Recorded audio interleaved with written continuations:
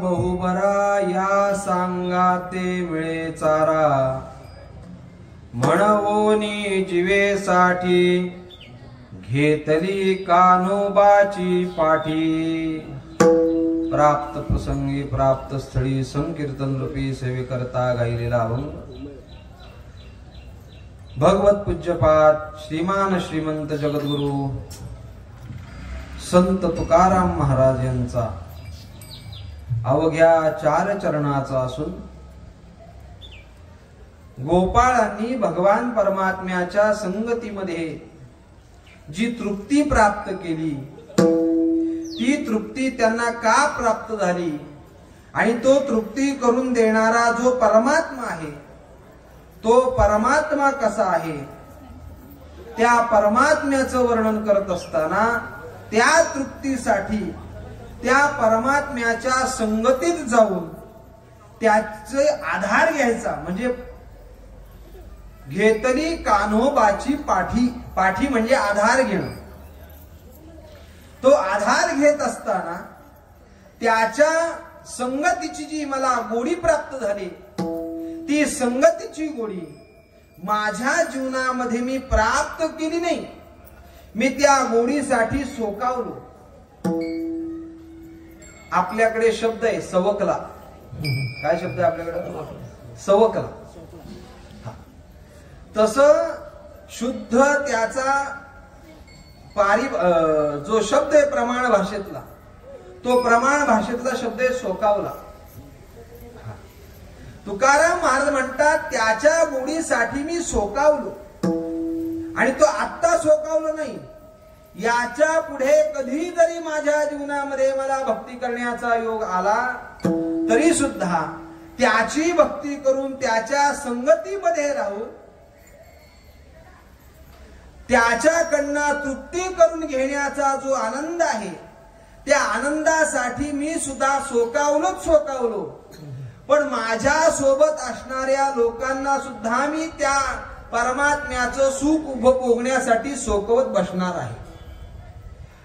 सोकला सोकवितो लोका, असा या अभंगाचा शब्दशः भावार्थ आहे। राहिलेल्या काही वेळेमध्ये या अभंगाचं जसं आपल्याला हितगुज करता येईल तसं मी करण्याचा प्रयत्न करणार आहे। गेली 28 वर्ष, यंदाचे 29वे वर्ष आहे आपल्या मोपे ग्रामस्थांचं आपल्या श्री सद्गुरु माऊली सेवा मंडळ केंद्र चौक मुंबईसह कोकण विभाग या मंडळावर असणार नितांत प्रेम आहे। मी फार लहान असेल, पण आपल्या गावातली त्या काळी असणारी तरुण मंडळी, या सर्वांचा फार मोठा वाटा आपल्या या आळंदीच्या धर्मशाळेच्या बांधकामामध्ये आहे। हे आपल्याला विसरता येणार नाही। मूळ जी आपली मुहूर्तमेढ रोवली गेलेली आहे, सर्वात जास्त आपल्या धर्मशाळेसाठी दिंडीसाठी जर कष्ट कोणी घेतले असतील तर ते आपल्या ग्रामस्थांनी घेतलेले आहे। आणि त्या दिंडीच्या निमित्तानं, आळंदीच्या पायीवारीच्या निमित्तानं आपण इथून पूर्वी प्रस्थानाचं कीर्तन करायचो आणि मग इथून दिंडी चौक पर्यंत न्यायचो। पण सगळ्यांच्या प्रेमाखातर, सहकार्यानं, आशीर्वादानं त्याला या नाम महोत्सवाचं रूप प्राप्त झालं आणि 4.5 दिवसाचा आपण हा नाम महोत्सव सुरू केला। मी कालही दीप उत्सवाच्या व्याख्यानामध्ये काही विषय आपल्यापुढे मांडलेला आहे। पुनरावृत्तीचा दोष करून परत मांडणं हे योग्य नाही, उचित नाही। ज्यांनी ज्यांनी या परमार्थासाठी आपला देह झिजवला, आपल्या गावातले बरेचसे असे माळकरी होते, काही त्याच्यातले निवर्तले गेले। यंदाचं तर फार मोठं दुःख आहे।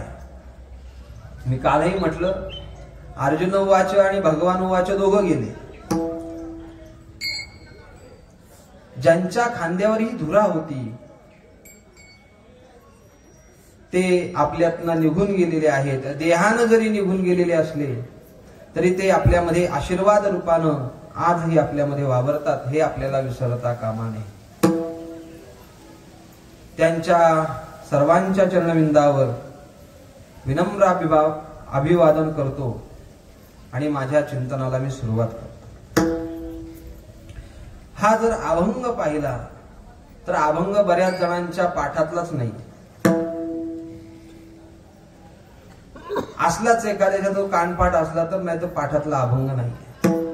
पण या संपूर्ण अभंगाचा जर विचार केला तर तुकाराम महाराज रूपी गोपाळ हे भगवंताच्या संगतीमध्ये राहून जी तृप्ती प्राप्त झाली त्या तृप्तीसाठी मी लाचावलेलो आहे, शोकावलेलो आहे.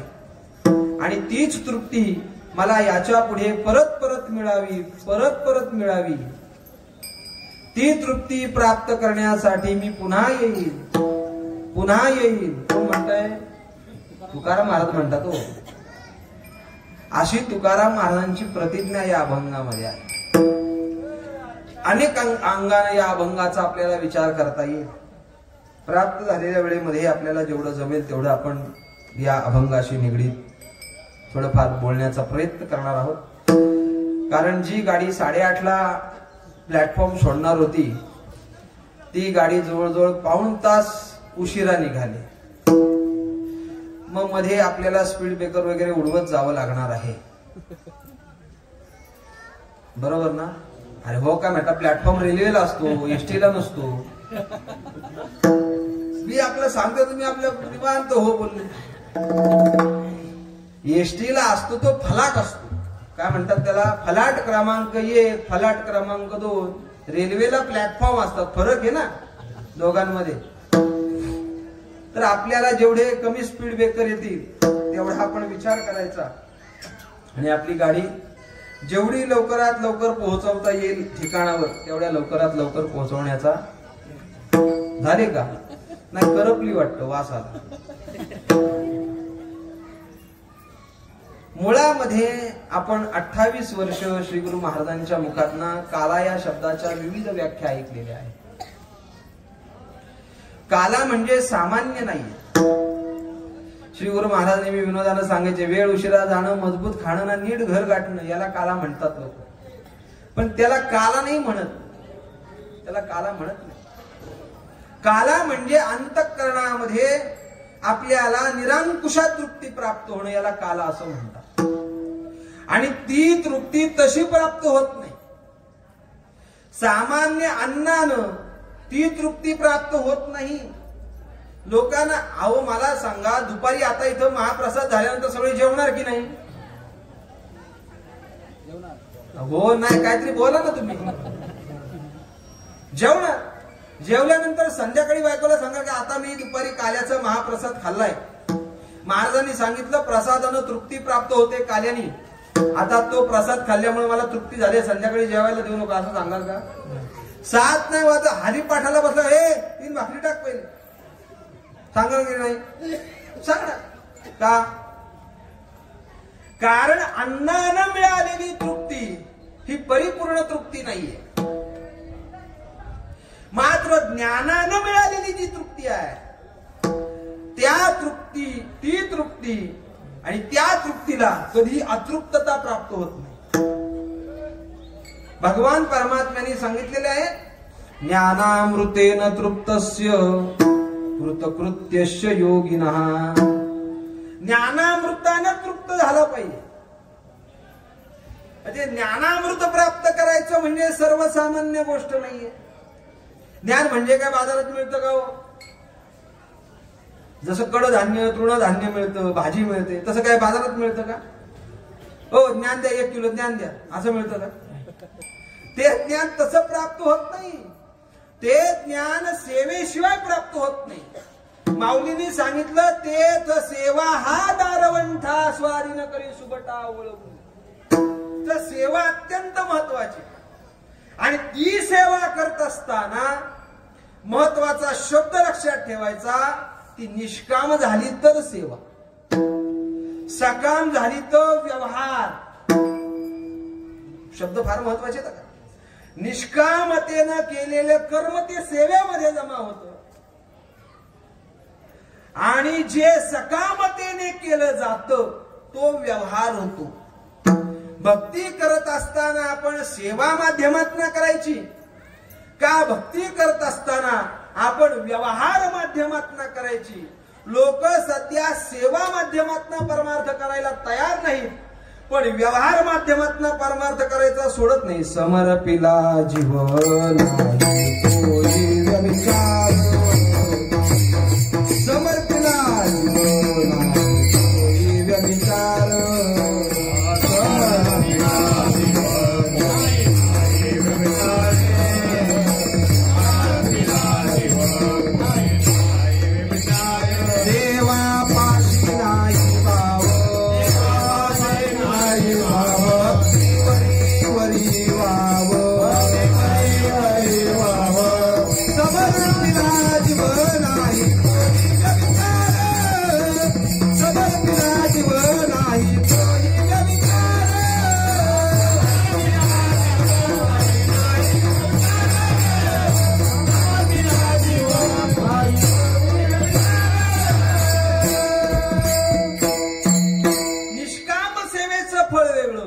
सकाम सेवेचं फळ वेगळं. सकाम सेवेचं फळ प्राप्त झालं का परमात्म्यापासून माणूस दूर जातोय. परवाच्या कीर्तनात आपण ऐकलं, आणि कौपमन्यू एक बाळ झाकुटे. ध्रुव बाळ भगवान परमात्म्याची भक्ती केली, पण व्यवहार आणला त्याच्यामध्ये.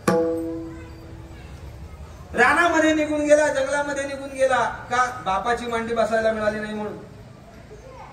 भगवंताचं चिंतन केलं. चिंतन केल्यानंतर भगवान अन्न सोडलं, पाणी सोडलं, गप्प ध्यानस्थ बसला ध्रुव. पण त्या सेवेमध्ये सकामता होती, आणि ती सकामता त्याला परमात्म्यापर्यंत पोहोचवलं, पण ते टिकून नाही ठेवलं. प्रेमाची वृद्धी होणं. मी कालच्याच आपल्या दीपोत्सवाच्या वेळेला बोललो, परमार्थामध्ये आपलं परमात्म्याविषयी प्रेम वाढत गेलं पाहिजे. संसारामधलं प्रेम वाढणार आहे का घटणार आहे? त्याला घट आहे. आपण म्हणतो वाढदिवस, पण तो काय? घट दिवस आहे. जन्मलिया दिवस दिवसे हो लागे काळाचे चायसे, वाढती करी उल्हासे परी उभविती गुडिया.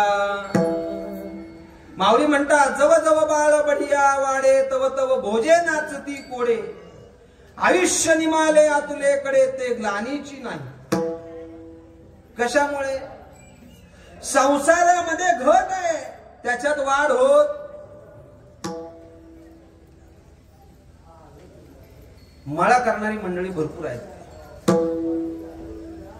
भेंडी नावाचे भाजीचा प्रकार आहे, माहिती ना भेंडी? ती भेंडी खुडून आणली का शेतकरी पहिले वजन करतो की नाही? हो म्हणा, मी कुठं बघायला येणार आहे, मळा करता की नाही तुम्ही? त्या भेंड्याचं वजन तिथं केलं जातं. परत बाजारात भेंडी नेली विकायला मार्केटला का तिथं परत वजन केलं जातं. का केलं जातो? त्याच्यामध्ये कमीपणा निर्माण होतो.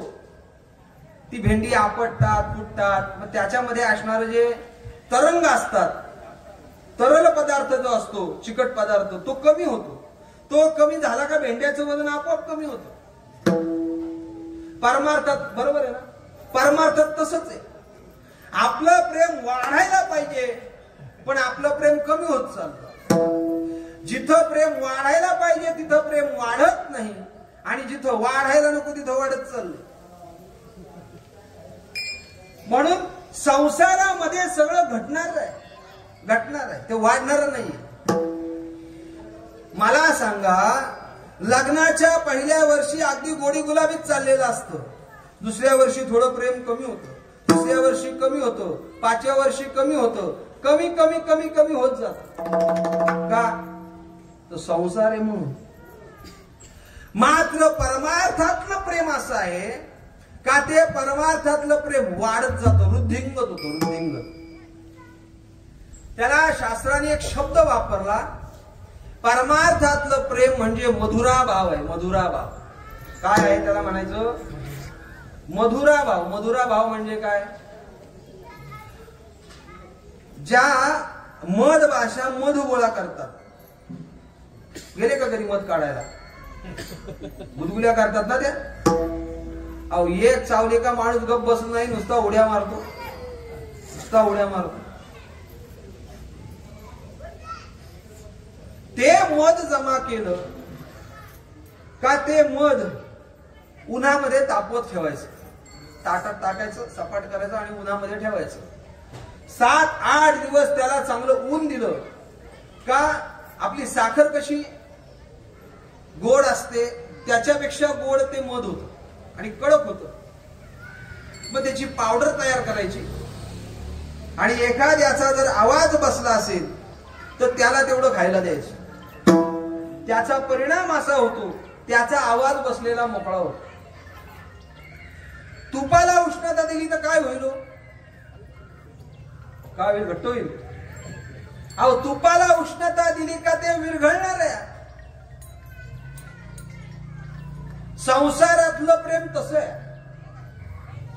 ते थोडीशी उष्णता दिली ना तरी द्रवरूप होतं. लाख नावाचा पदार्थ आहे, माहितीये का तुम्हाला? लाख लाख. आपण जी देवाची टाकं बनवतो, खंडोबा, भवानी, कालकाई, बापदेव, ही जी टाकं बनवली जातात ती टाकं भरीव होण्यासाठी मागच्या बाजूला लाख भरली जाते. नाही कळलं तर पूर्वीच्या काळामध्ये आपल्या गावागावामध्ये पितळेची भांडी घरोघरी असायची. त्यावेळेला त्या पितळेच्या भांड्याला कलई करण्यासाठी जे वापरलं जायचं चांदीसारखं, त्याला काय म्हणायचे? लाख म्हणायचे.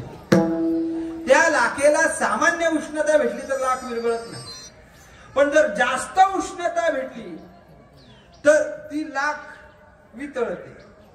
बरोबर? पण मधाचं वेगळे. मधाला जेवढी उष्णता अधिक तेवढं घनत्व प्राप्त होतं, त्याला स्थिरत्व प्राप्त होतं. कशामुळं? उष्णता मिळाली म्हणून. त्याप्रमाणे परमार्थामध्ये भक्ती करत असताना आपण मधुरा भावानं भक्ती केली पाहिजे. मधुरा भावानं भक्ती केली, ती वाढत गेली पाहिजे, वाढत गेली पाहिजे. आणि ती जर भक्ती आपली वाढत गेली, पण ती करत असताना निष्काम करायची, हे फार महत्वाचं. निष्काम करायची. सकाम भक्तीचं फळ परमात्मा दूर, पण निष्काम भक्तीचं फळ परमात्मा जवळ येतो. किती जवळ येतो? केला ऋणी नारायण, केला ऋणी नारायण, केला ऋणी नारायण, केला ऋणी नारायण, केला ऋणी नारायण, केला ऋणी नारायण.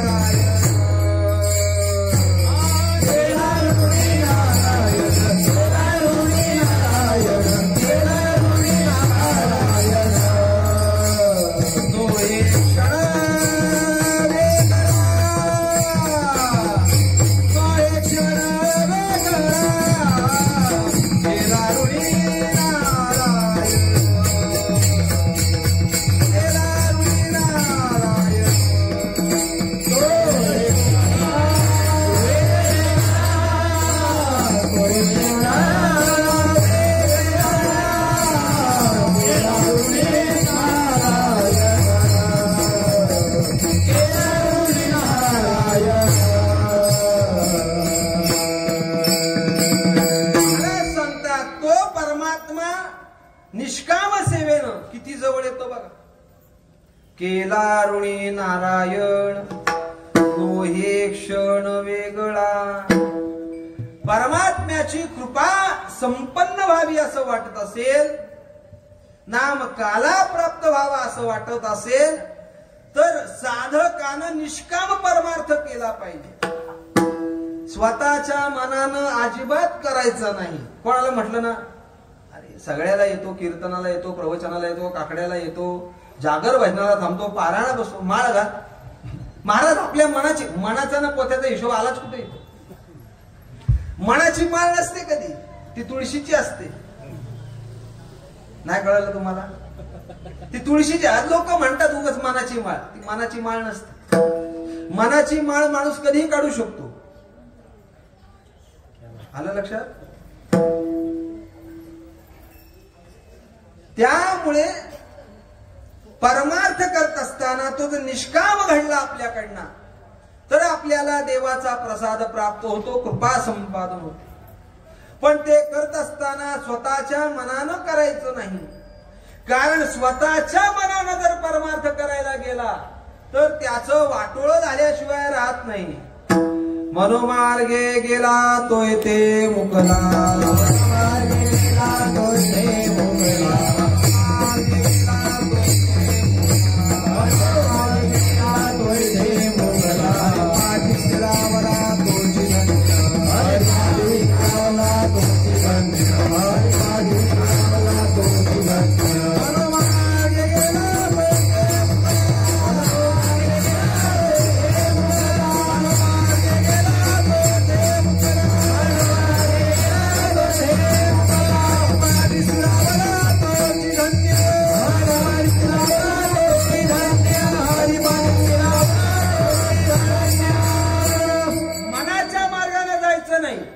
मनाच्या मार्गाने परमार्थामध्ये जो गेला त्याचं त्यानं अनहित केलं. लक्षात ठेवा, अनहित केलं. मनोमार्गे गेला तो येथेची मुकला, तिथंच तो मुकला, त्याला साध्याला मुकतो का? मनाच्या मार्गाने गेला म्हणून. मग मनाच्या मार्गाने जायचं नाही, मग कशाच्या मार्गाने जायचं? संताचे संगती मनोमार्ग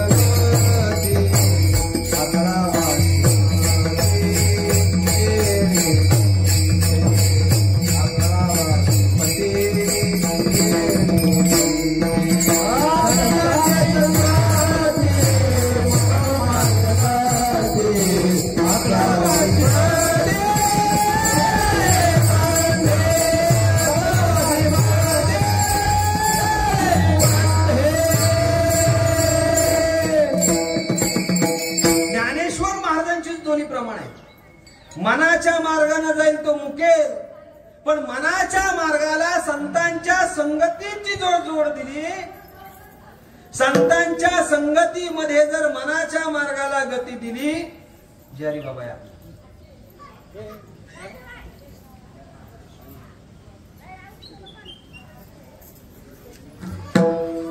संतांच्या संगतीमध्ये जर मनाच्या मार्गाला जर आपण गती दिली तर काय होतं? आकळावा श्रीपती येणे पंथे. भगवान परमात्म्याची कृपा होते आपल्यावर. आकळतो म्हणजे काय हो? त्याची आपल्यावर कृपा होणं म्हणजे आकळणं. पण ते आपल्या मनाच्या मार्गाला गती नाही द्यायची, संतांच्या संगतीत जायचं. म्हणून भगवान परमात्म्याने त्याचं वर्णन 4थ्या अध्यायामध्ये केलं. तद्विधी प्रणिपातेन परिप्रश्नेन सेवया उपदेक्षन्ति ते ज्ञानम ज्ञानिनस्तत्वदर्शिना. ते ज्ञान पैगा बरवे जरी मनी आथी आणावे. सोयऱ्या असं लिहिलं का? कधी संताया भजावे सर्वस्वेसी. त्याने काय करायचं? संतांना भजावं म्हणजे संतांची सेवा करावी. पण ती सेवा करत असताना फलाची अपेक्षा न ठेवता करावी. मी होतो ऐसे न म्हणावे. असं नाही चालत. मी होतो म्हणून गुरुजींची आमच्या सेवा केली. मी केली म्हणून केली, नाही तर कोणी केली असती. असं ज्याला वाटतं त्याची सेवा कचऱ्याच्या डब्यात.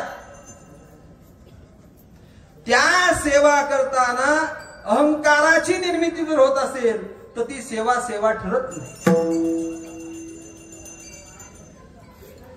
म्हणून भगवान परमात्म्याने सांगितलं सेवा का करायची, कारण त्या सेवेनं तुमच्याकडं परमात्मा प्राप्त झाल्यानंतर लीनता आली पाहिजे. जर परमात्मा जर प्राप्त झाला तर तुम्ही परमात्म्याला तू देव हे कर असं उलट विचाराल. त्यामुळे आपल्याकडं नम्रता निर्माण व्हावी, आपल्या अहंकाराचं हनन व्हावं, म्हणून निष्काम सेवेला अत्यंत किंमत आहे. म्हणून भगवान परमात्मा सांगतात तद्विधी प्रणिपातेन ते ज्ञान पैगा बरवे, जरी मनियाथी आणावे तरी संताया वदावे सर्वस्वेशी. हे उगाच होत नाही. का त्यांची सेवा करायची? इतर कोणाची सेवा केली तर चालणार नाही का? अहो इतरांची सेवा केली तर नाही चालणार. का चालणार नाही? कारण भगवान परमात्मा त्यांची सेवा करतोय की नाही? संतांची सेवा अरे हो नाही, काहीतरी बोला. करतोय ना. संतांचे हे सुख झाले या देवा, म्हणवोनी सेवा करी त्यांची. जर देव जर संतांची सेवा करत असेल तर आपण काय केलं पाहिजे? त्यांचीच सेवा केली पाहिजे. पण ती सेवा करत असताना उगाच वरपंक सेवा करायची नाही. ती भावशुद्ध अंतःकरणानं सेवा केली तर सेवा, नाहीतर ती सेवा ठरत नाही. घे माझी सेवा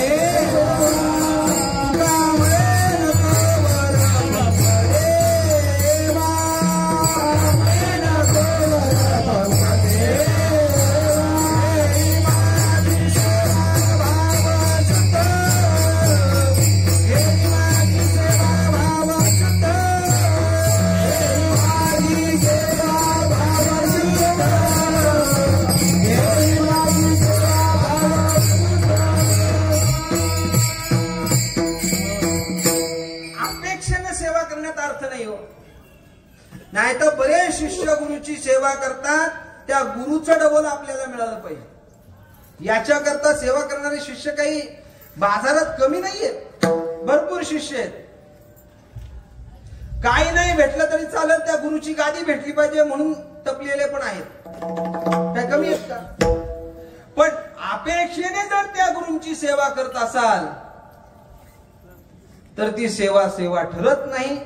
म्हणून तुकाराम महाराजांना देवाला म्हणावं लागलं, नको वरपंग देवा. वरपंग देवा कशाला सेवा करून घ्यायची? माझ्याकडनं सेवा करून घ्यायची असेल तर भावशुद्ध अंतःकरणाची माझी सेवा असेल ती घे. ती कुठल्याही पद्धतीची असेल, कुठल्याही पद्धतीची असेल, पण ती तुझी सेवा असेल. जे जे काही करीतो सेवा ती देवा समर्पू. तुकाराम महाराजांचा आवाज.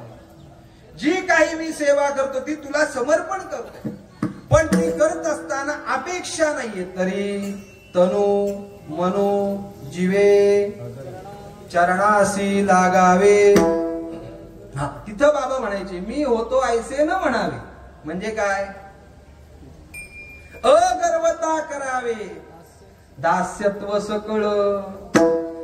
तिथं गर्व आला का ती सेवा नष्ट होते आणि आपल्याला जे सेवेनं मिळालेलं सामर्थ्य आहे, ताकद आहे, ती ताकद सुद्धा आपल्या जवळची निघून जाते. म्हणून जर आपल्याला परमार्थामध्ये परमात्मरूपी काला जर आपल्याला प्राप्त करायचा असेल तर आपण काय केलं पाहिजे? संतांची सेवा केली पाहिजे. संतांची सेवा केली का ती संतांची सेवा देवाला सुद्धा गोड वाटते. तुका म्हणे संत सेवा, म्हणे संत सेवा,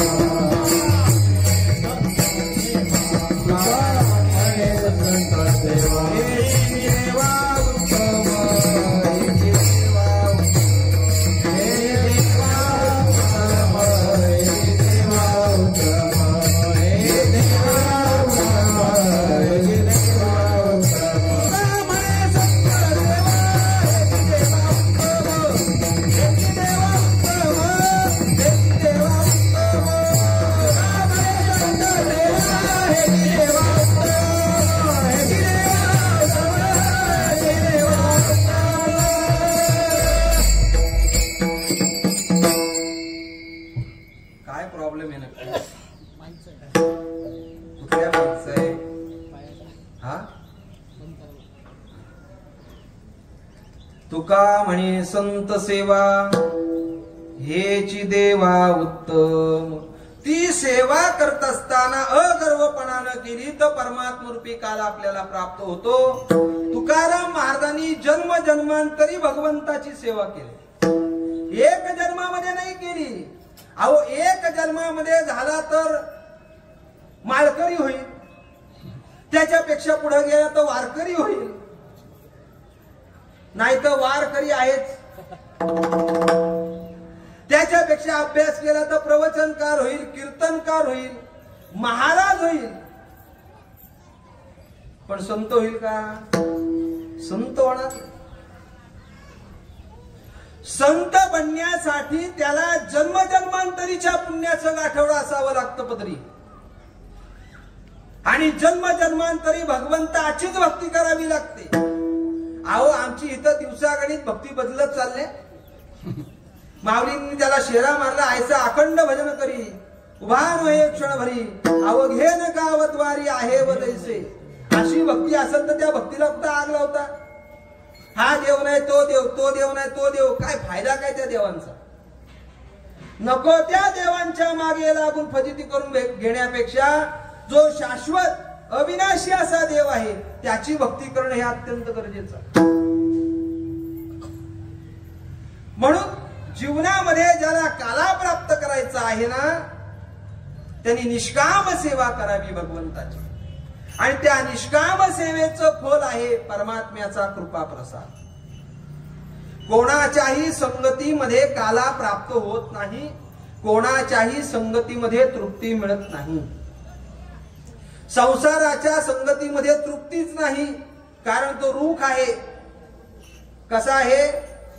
रूख आहे. रूख, वृक्ष, वृक्ष, वृक्ष म्हणजे झाड नाही, कोरडा कोरडा, त्याला स्निग्धता नाही, त्याच्यात प्रेम नाही, असा तो संसार आहे. 15व्या अध्यायात वर्णन करतात की नाही भगवान परमात्मा, ऊर्ध्वमूल मदशाखम अश्वत्थम प्रावरव्यम छंदांस्य पर्णानि यस्तं वेद स वेदवित् अधोषोर्ध्वं प्रसुतातश्च शाखा गुण प्रवृद्धा विषय प्रवाला अधस्य मूलान्यनुसंततानि कर्मानुबंधीनि मनुष्य लोके न रूपमस्येत ततोपलभ्यते न अंतो न चादिर्न च संप्रतिष्ठा अश्वत्थमेन सुविरूढ मूलम असंग सष्णेन दृढेन चित्वा. त्याला वृक्ष ही उपाधी दिलेली आहे. आणि जो स्वतः पूर्ण नाही त्याचं आपण किती सेवन केलं म्हणजे आपण पूर्ण हो? पूर्ण नाही होणार. अपूर्णाची प्राप्ती केली तर प्राप्ती करणारा सुद्धा अपूर्णच राहणार आहे. म्हणून अपूर्णाची प्राप्ती करून जीवनामध्ये दुःख पाडून घेण्यापेक्षा जो पूर्ण परमात्मा आहे त्याची भक्ती करून त्याची प्राप्ती करावी आणि त्याची प्राप्ती करून आपल्या जीवनामध्ये तृप्ती करून घ्यावी. तुकाराम महाराजांनी हा तिथेच होतो ना आपण. तुकाराम महाराजांनी एक जन्म भगवंताची भक्ती केली नाहीये, अनंत जन्म भगवंताची भक्ती केली. मागे बहुता जन्म, मागे बहुता जन्म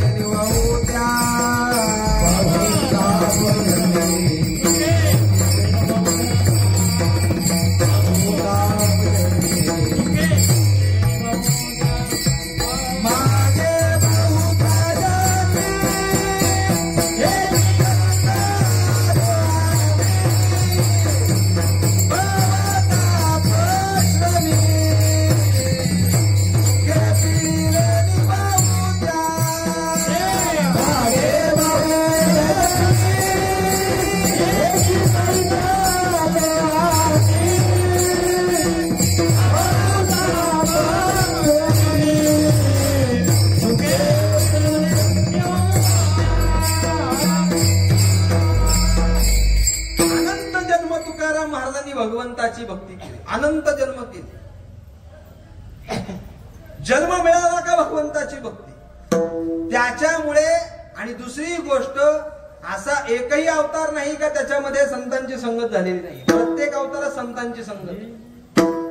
आणि त्याच्यामुळे संत तुकाराम महाराजांचं जे अनंत जन्माचं जे जीवन आहे, ते लोहार जसा भट्टीमध्ये लोखंड तापवून बाहेर काढतो आणि गणाचे हातोड्याचे घाव घालतो आणि त्याला आकार देतो जो पाहिजे तो, तसं तुकाराम महाराजांचं जीवन हे वैराग्य रूपी अग्नीमध्ये टाकून ज्ञानरूपी घणानं त्याच्यावर श्रीगुरूंनी घाव घालून त्या जीवनाला एक वेगळा आकार देण्याचं काम केलं अनंत जन्म. हे सामान्य नाहीये. लोकांना असं वाटतं एक जन्मात मी संत झालो पाहिजे, होत नाही. ते संत म्हण काय बाजारात भेट पडले का? नाही संतपण मिळत हे हाती.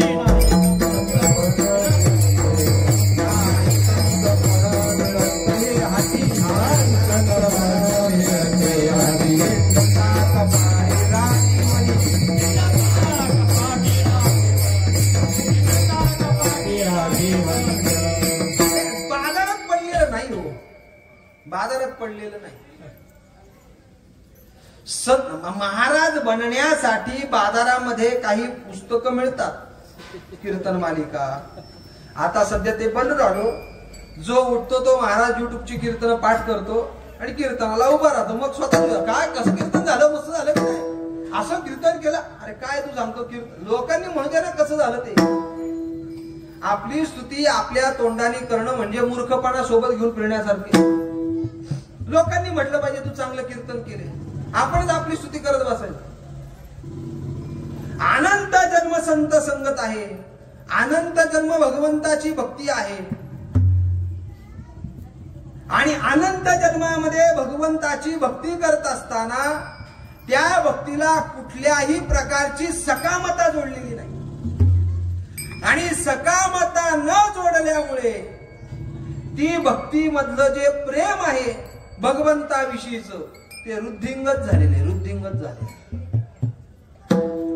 आणि ते वृद्धिंगत झालेलं प्रेम हे भक्ती करायला प्रवृत्त करणार आहे. जरा ऐकायला थोडं जड असेल पण ऐका. भक्ती अनंत जन्म केल्यामुळे ती भक्ती गप्प बसू देत नाही, गप्प बसू देत नाही. ती पुन्हा पुन्हा पुन्हा पुन्हा पुन्हा पुन्हा माणसाला भक्ती करायला लावते. का? कारण अनंत जन्म इंद्रियाला पडलेलं जे वळण आहे भक्ती करण्याचं, ते त्याला गप्प बसू देत नाही. पडिले वळण इंद्रिया सकळा, इंद्रिया सकळा.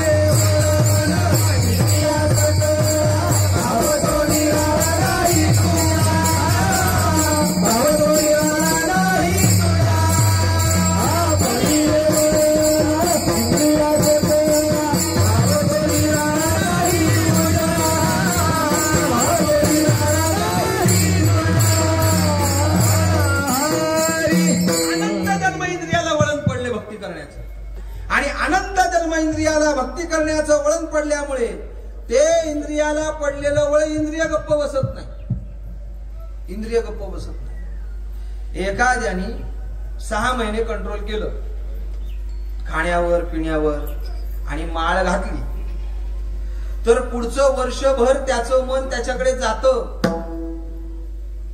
ज्यांनी असं करून माळ घातल्यात त्यांना विचारा काय जात. पण त्याला उलट पाडायचं असतं मनाला, मनाच्या मार्गाने नाही जायचं, त्याच्या विरुद्ध वागायचं. आणि जर विरुद्ध वर्षभर तो वागला तर शक्यतो तो जीवनामध्ये माळ काढत नाही परत. मी कशासाठी सांगतोय? इंद्रियाला पडलेलं वळण भक्तीचं ते गप्प बसू देत. एक दृष्टांत आठवलं म्हणून सांगतो. शहरामध्ये राहणारा, मुंबईमध्ये राहणारा एक जावई सासूरवाडीला आला. सासूरवाडी काय शहरातली नव्हती, ती खेड्यातली होती. तुम्ही म्हणाल लगेच कसा जावई आला? कीर्तनातला जावई ना कीर्तनातली सासूरवाडी, आपल्या पोटात दुखायचं काय कारण आहे?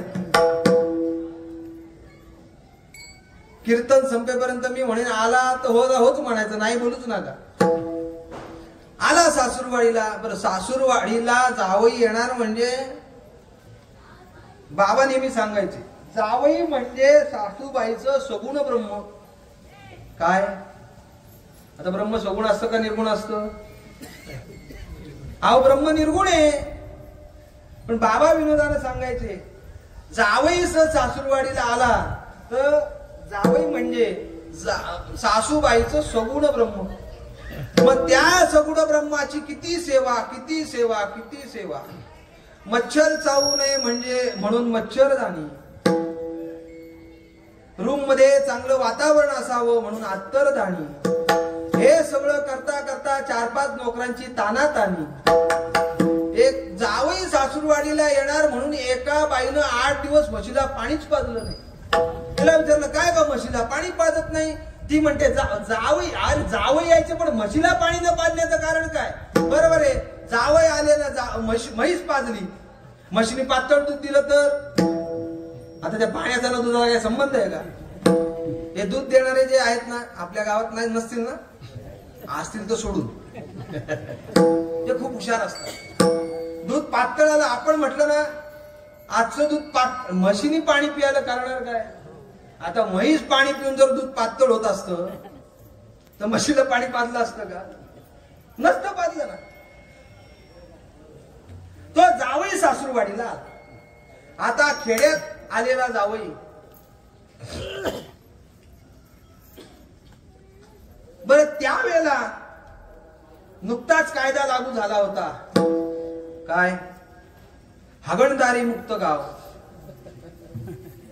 त्यामुळे शासनाचा सगळ्यांनी फायदा उचलला होता. हा, प्रत्येकाच्या घरोघर. हा, एक जण म्हटलं होता, माहितीये ना, नाही काय सांगत आता, ते शूटिंग चालू म्हणून नाही सांगत. त्यामुळं गाव हागणदारी मुक्त झालं होतं. जावई सासूरवाडीला आला, पाय धुवायला पाणी दिलं, हात धुवायला पाणी दिलं.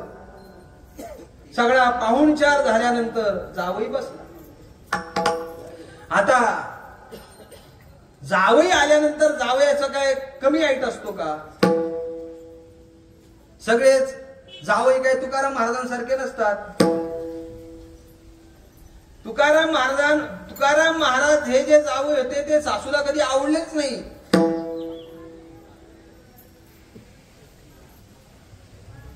सासूने विचारलं, काय जेवण बनवायचं?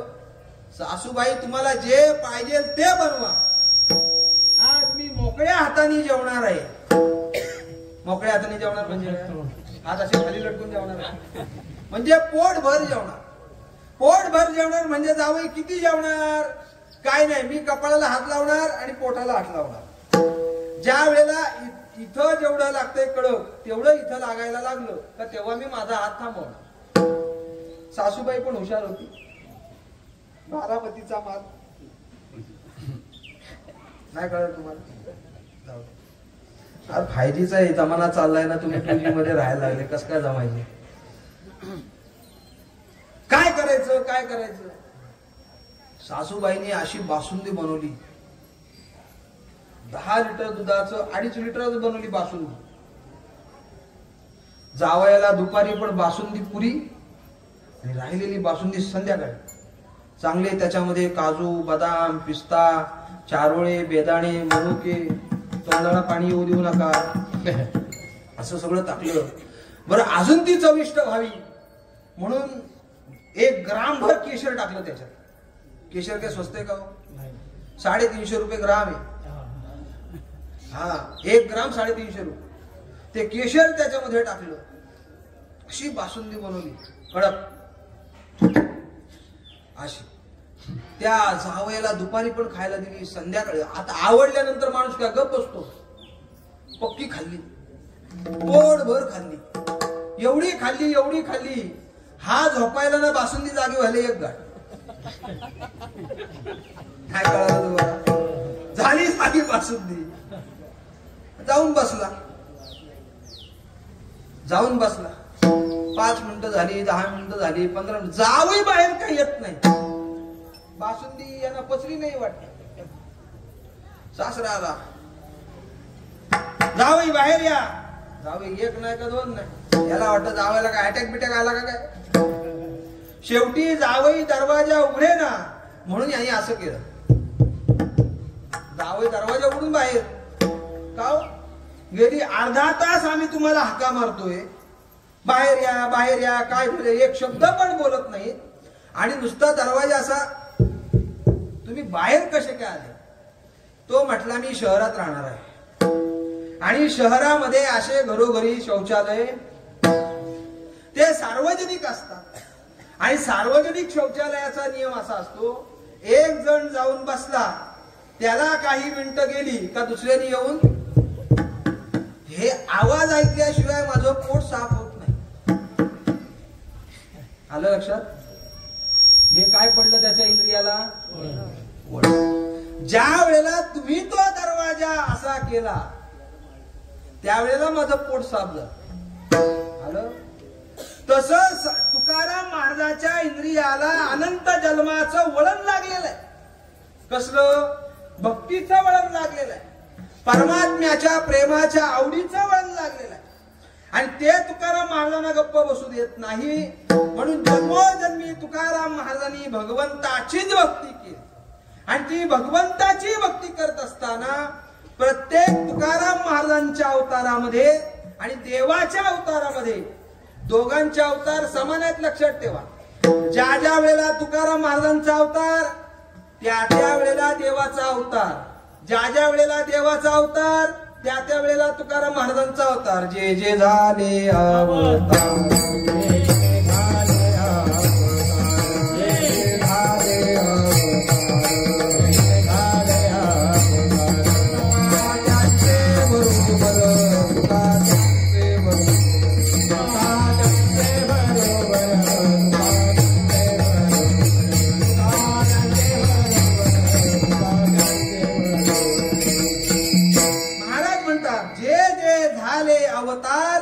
तुका त्यांचे बरोबर. भगवंताच्या बरोबर तुकाराम महाराज आहे.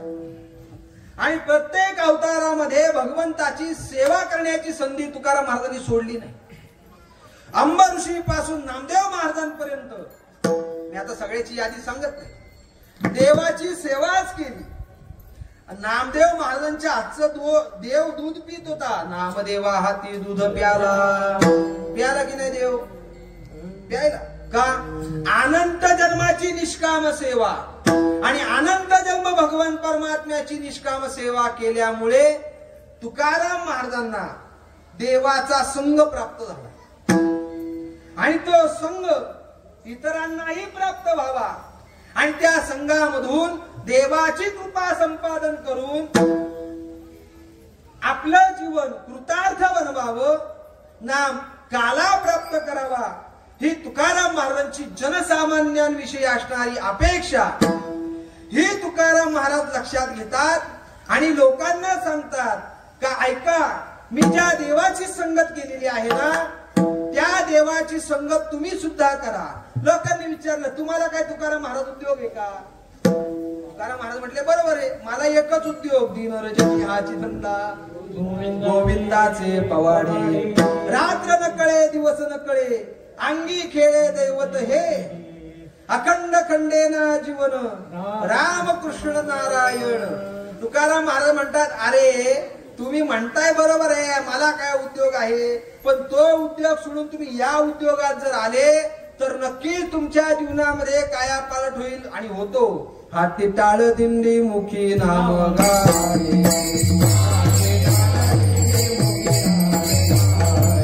गजर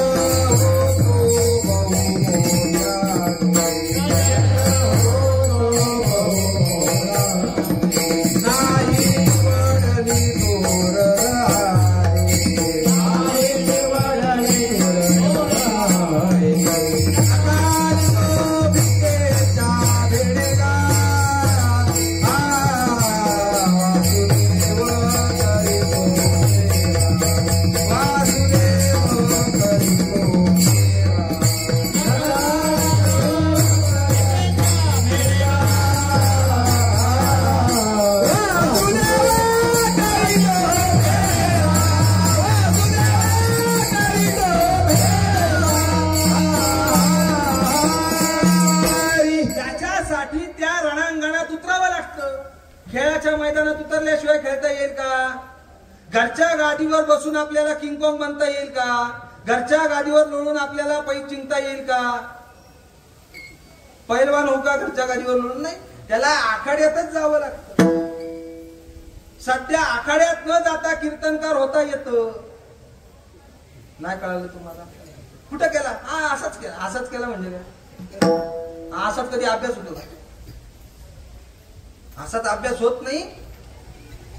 त्याच्यासाठी गुरुचे घराच्या दरवाजाचे उंबरठे झिजवावेच लागतात. आता हे बोललं तरी लोकांना जमतं. हे महाराज असे बोल. अरे जे आहे ते आहे ना. जे करावं लागतं ते करावंच लागतं. त्याला पर्यायच नाही. पाण्याला पर्याय निघाला का हो? पाणी न पिता दुधानं तहान भागली असं कधी ऐकलं? पाण्याची तहानी पाण्यानेच भागणार आहे. त्याला दुसरं नाही काही चालत. त्याचप्रमाणे तसंच आहे परमार्थाला. घरच्या गादीवर लोळून भक्ती करता येत नाही. त्याला मैदानात यावं लागतं.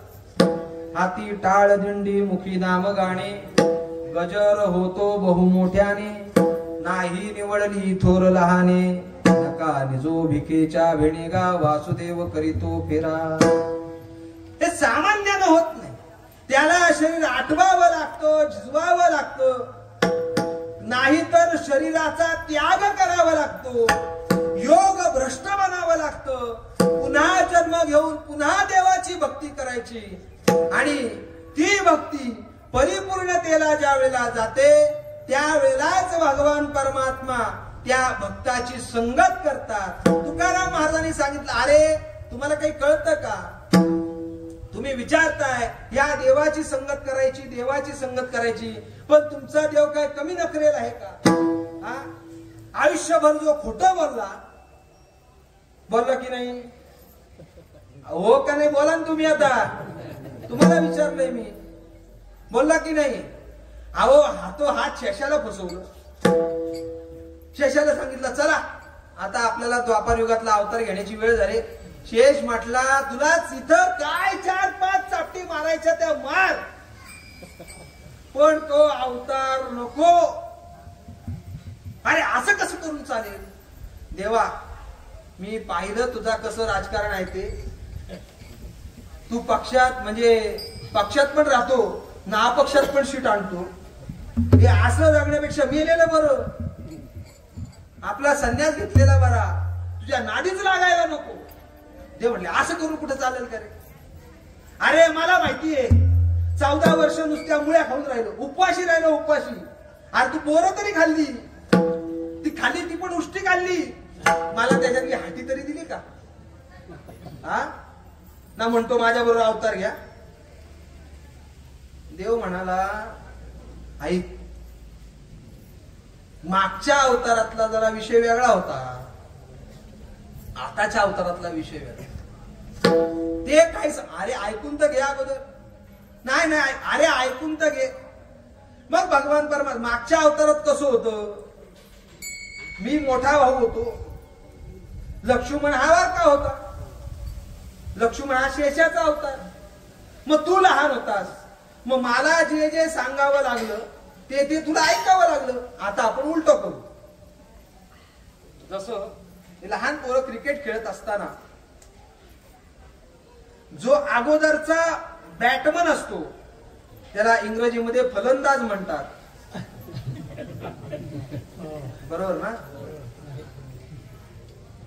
आणि जो बॉलर असतो मराठीमध्ये त्याला गोलंदाज म्हणतात.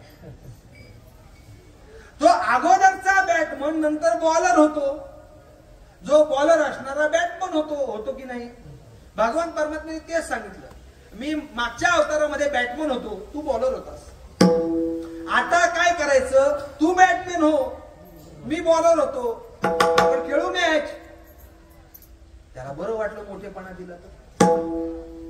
पण देवा दुसरी महत्वाची गोष्ट अशी आहे, तू म्हणतो अवतार घ्यायचा, तर अवतार घ्यायचा गोष्ट बरोबर आहे. म्हणजे मी अगोदर तुझ्या जन्माला जायचं आणि त्या कौसारी उचलायचं ना आपटायचं. त्याच्यापेक्षा इथंच तुम्हाला मार, तिथं पाठवूच नको.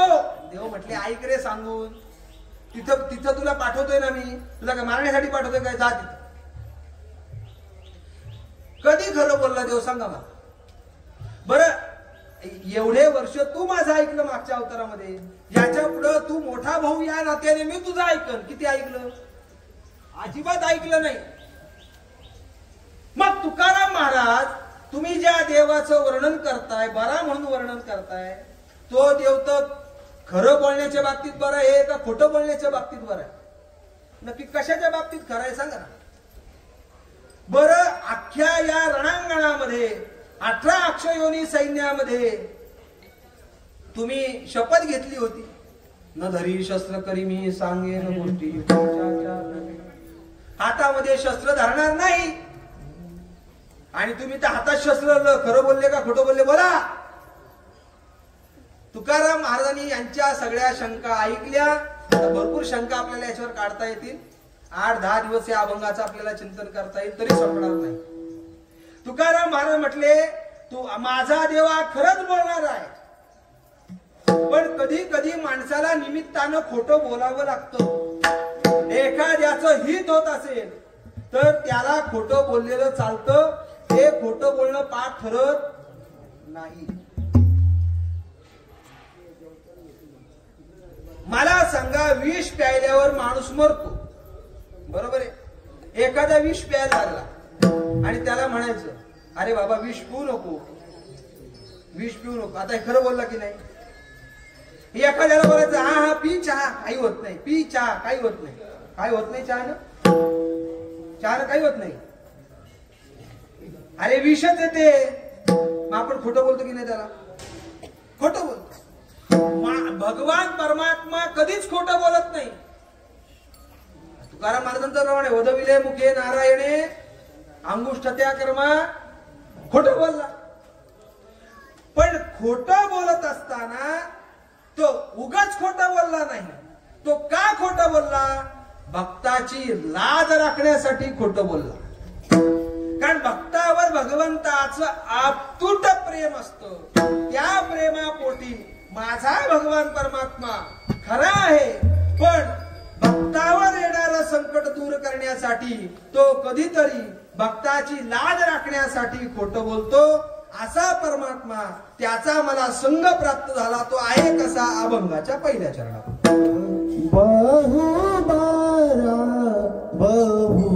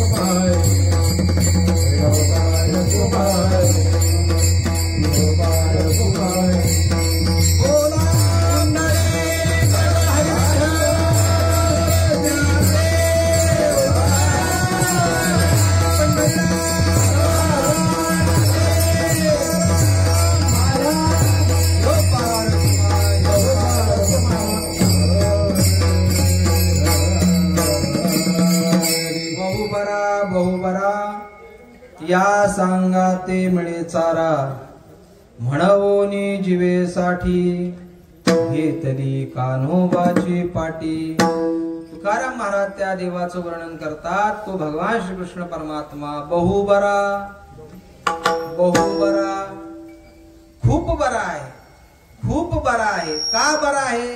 कारण त्याच्या संगतीत गेल्यानंतर तृप्ती होते. या सांगाते मिळे चारा. तो खरंच तृप्त करतो का? हो तृप्त करतो. स्वयं तृप्ता तृप्ती भविता गा मौली ज्ञानेश्वरी मध्ये लिहितात. त्या भगवान परमात्म्या एवढी तृप्ती जगामध्ये कोणीच करत नाही. तेवढा परमात्मा या जीवाला तृप्त करणारा आहे आणि त्यातनी केलेल्या तृप्तीला अतृप्ततेचा लवलेशही लागत नाही.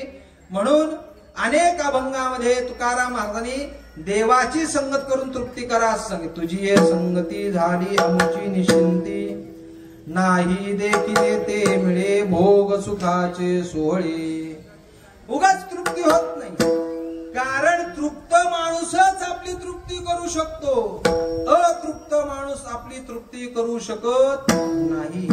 आणि अतृप्त माणसानं केलेली तृप्ती ही माणसाला पुन्हा अतृप्ततेकडे प्राप्त करत असते. आठवला दृष्टांत म्हणून सांगतो तुम्हाला. एक व्याख्यान होतं गावामध्ये आणि व्याख्यानाचा विषय फार सुंदर होता. काय विषय होता? लोक जी व्यसनाधीन झालेली आहेत, जी गावातना बाहेर जाताना चालत जातात आणि घरी येताना जी लेझीम खेळत येतात, अशा लोकांसाठी व्याख्यान ठेवलं होतं. आणि व्याख्यान ठेवलेलं असताना व्याख्यात्याला बोलवलं. व्याख्यात्याने 2 तास भाषण केलं. कशावर?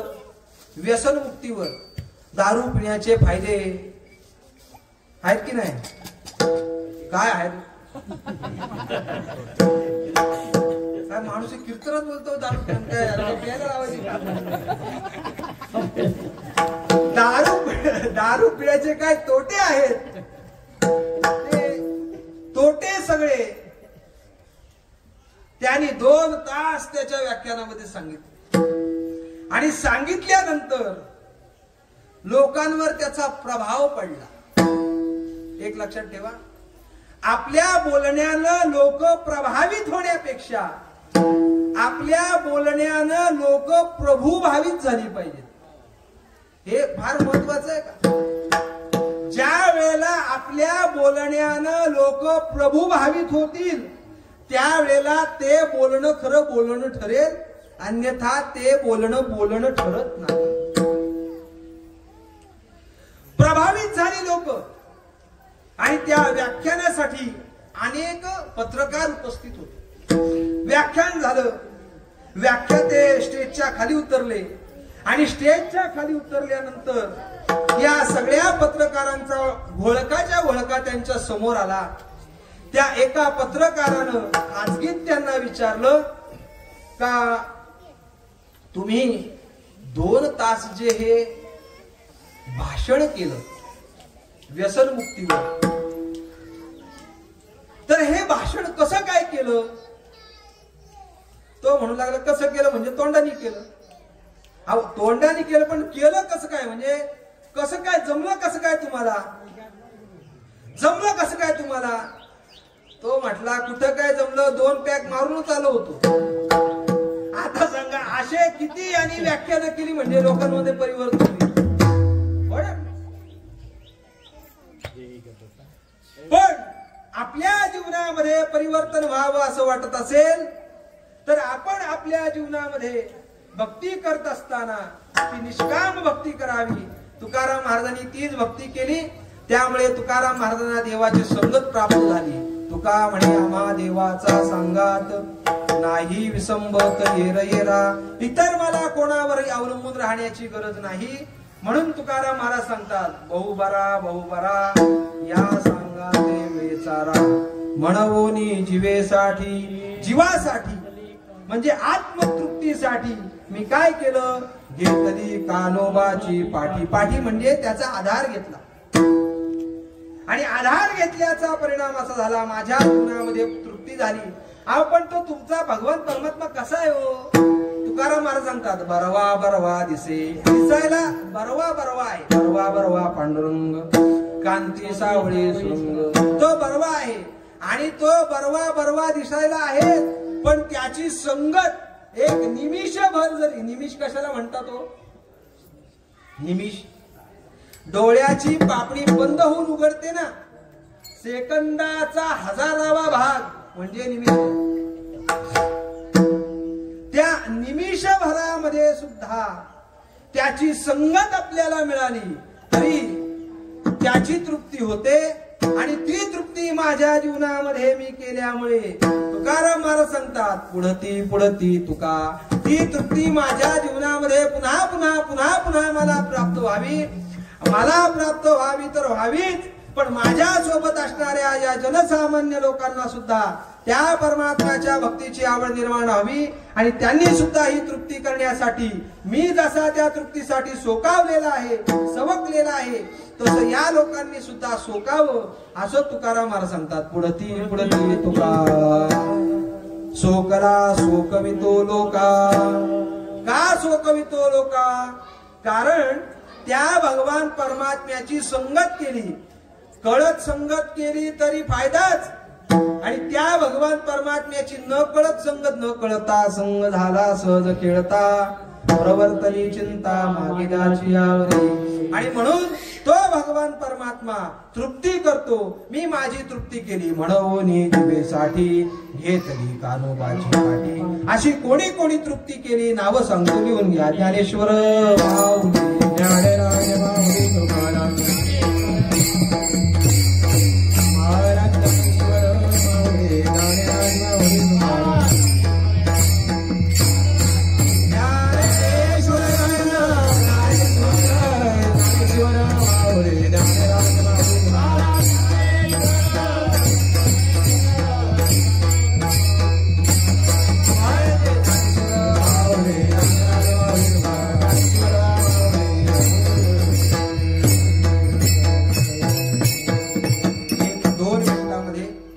अभंगाचा भावार्थ झालाय.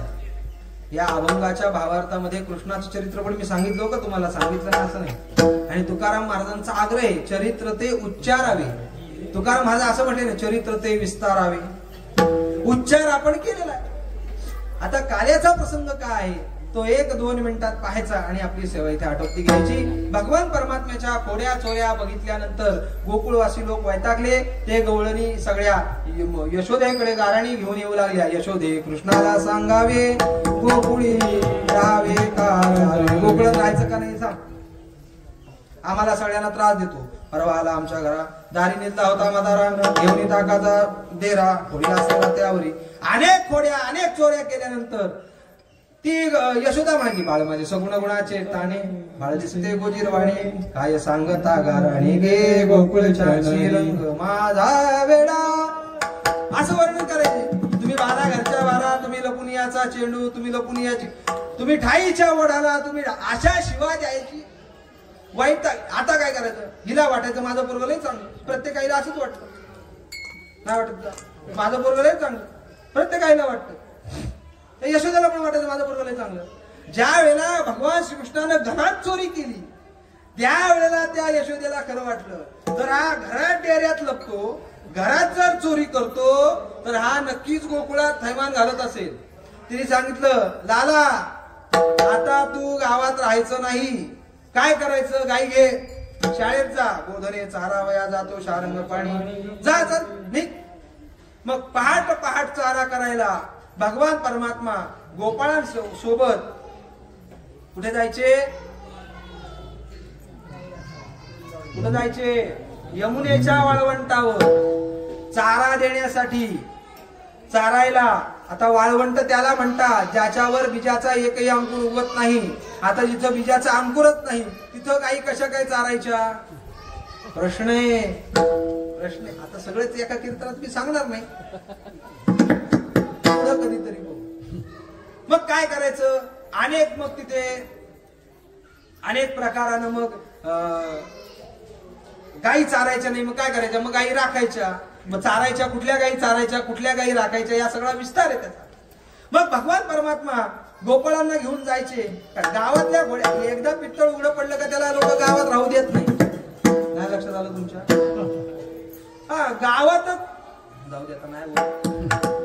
गावातल्याच लोकांना त्रास द्यायला आला का बुवाला गाव सोडावं लागतं, बाहेर कुठेतरी राहावं लागतं गाव सोडून. तसं हा एवढा त्रास द्यायचा. मग आईने सांगितलं चल मी जा. मग तो पहाट चारा करायचा. परत सगळ्या गायी घेऊन कुठे यायचं, यमुनेच्या वाळवंटात ते पाणी प्यायला आणायचे. त्या पाणी प्यायल्या का तिथं गायींना विश्रांतीला बसवायचं आणि यांनी मग खेळ खेळायचे. हामामा, विटीदांडू, चेंडू, लगोऱ्या, नाना परी सगळे खेळ खेळायचे. खेळ खेळून झाले. गोपाळ म्हणाले देवा किती खेळतो, किती खेळतो. रात्रभर आमच्या डोळ्याला डोळा नाही. रात्र वैऱ्याची आहे, वैऱ्याची होती, डोळ्याला डोळा नाही. तुझं बरं आहे, तू कीर्तन झालं ना सटकलास, परत काकड्यालाच आलास. असं गोपाळ म्हणू लागले. आम्हाला किती त्रास आहे आम्हाला. एवढे खेळ खेळलोय, एवढे खेळ खेळलोय. एक तर रात्री काय खाल्लं नाही. पोट बघ आमचं कसं खपाटीला गेलंय. कांदी भार पोटी भूक, काय कीर्तनाचे सुख, काय खेळायाचे सुख. देव म्हणाला एक काम करा, सगळ्यांनी आपल्या शिदोरे आणा. सगळ्यांनी शिदोरे आणल्या, उघड्या केल्या. देव म्हणे बंद करा, बंद करा, बंद करा. गोपाळ म्हटले काय चाललंय का तुझं? आता म्हणतो शिदोरी आण, आता म्हणतो बंद करा. अरे किती वास येतोय तुमच्या शिदोरीला. मग काय करू? माझी जशी आहे तशी आणा. माझी आहे तसे पाय, नाहीतरी घरात आहे चोरून या माय आणावी. मग हे आता लय मोठं भांडण झालं होतं. ते भांडण काही मी आता सांगत नाही. मग भगवान परमात्म्याला सगळ्या देवांनी सांगितलं, त्या सगळ्या गोपाळांनी सांगितलं हे जर पटत नसेल तर आम्ही घटस्फोट म्हणजे तुला सोडून जातो आम्ही. मग भगवान परमात्मा त्यांना पाया पडू लागला. कापुलती येतो हरिक्षण भरी निवडिता, तुमची मद लागली सगळे ठाईचे नो आम्ही गडी. मग भगवान परमात्म्याने काय केलं, त्यांच्या शिदोऱ्या उघडायला सांगितल्या आणि भगवंताच्या नेत्रानं, नेत्रकमलानं त्या सगळ्या शिदोऱ्या पाहिल्यानंतर जशी भगवान परमात्म्याची शिदोरी होती तशीच सात्विक शिदोरी त्यांची झाली. आणि सगळ्या गोपाळांना कमलाकार बसवून भगवान परमात्मा मध्ये उभे राहिले आणि सगळ्या गोपाळांना जो प्रसाद दिला त्याचंच नाव काला. विठ्ठल जय जय, विठ्ठल जय, विठ्ठल जय.